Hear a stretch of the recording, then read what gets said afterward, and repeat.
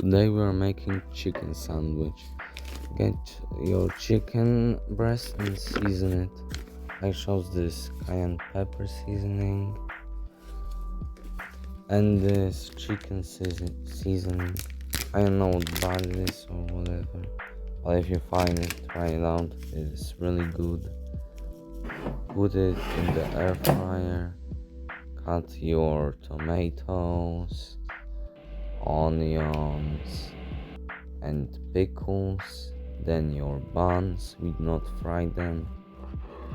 Then comes the sauce, tomato sauce, some mustard, and lemon. Mix it up. Then bottom bun, sauce, pickles, tomato, onions, chicken, then sauce on your top. Comment what I should do next. Bye.